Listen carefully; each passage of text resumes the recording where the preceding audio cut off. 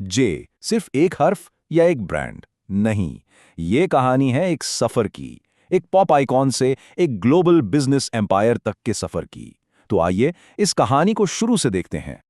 एक तरफ कॉन्सर्ट्स का शोर, लाइमलाइट की चमक और दिल दिल पाकिस्तान की गूंज, और फिर दूसरी तरफ बिल्कुल अलग ईमान, रिवायत और शलवार कमीज। ये जुनैद जमशेद की जिंदगी के दो रुख थे, बज़ाहिर तो बिल्कुल मुख्तलिफ लेकिन आपस में जुड़े हुए, और इन्हीं दो दुनियाओं के बीच में उनकी ट्रांसफॉर्मेशन की असल कहानी पोशीदा है। तो इस बात को समझना बहुत ज़रूरी है कि हम यहाँ सिर्फ एक बिजनेस केस स्टडी डिस्कस नहीं कर रहे। नहीं, ये असल में कहानी है एक इंसान के ईमान की, उसके विजन की और उस लेगेसी की जो वो पीछे छोड़ गए।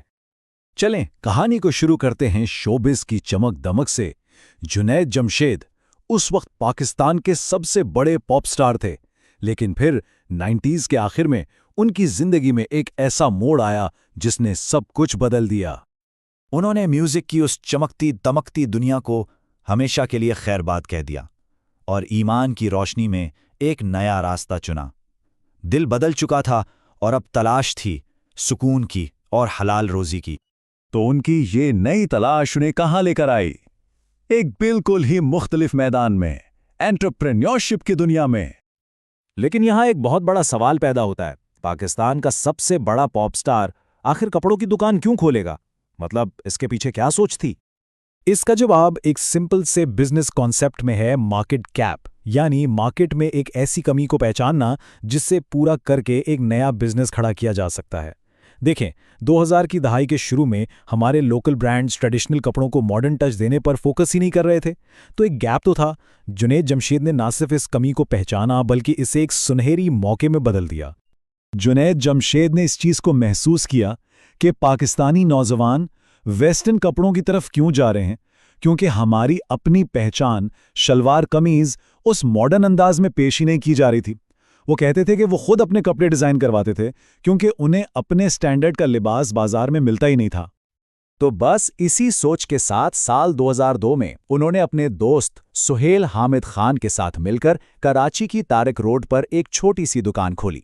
शुरुआत बिल्कुल सिंपल थी, सिर्फ मेंसवेयर से, और मकसद शलवार कमीज को एक नया, एक मॉडर्न अंदाज देना। ब्रांड का जो बुनियादी फलसफा था वो बिल्कुल वाज़ेह था, रिवायत और जदीदियत का एक खूबसूरत इम्तिजाज। और ये फॉर्मूला ज़बरदस्त काम कर गया।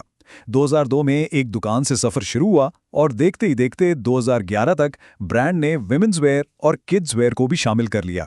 यहाँ तक कि अलमीरा के नाम से एक हाई एंड लाइन भी लॉन्च कर दी, और आज ये एक ग्लोबल ब्रांड है। लेकिन इस ब्रांड की कामयाबी सिर्फ कपड़ों तक नहीं थी, बिल्कुल नहीं। उन्होंने बिजनेस एथिक्स में भी एक मिसाल कायम की।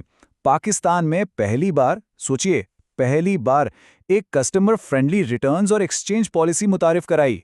इस एक चीज ने कस्टमर्स का दिल जीत लिया, उनका एतमाद हासिल कर लिया।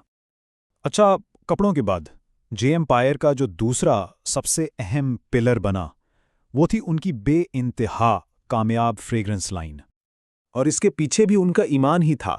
जुनैद जमशेद कहते थे कि खुशबू लगाना ये सिर्फ एक आदत नहीं है, ये सुन्नत है, और उनके लिए सुन्नत को आम करना एक फर्ज जैसा था।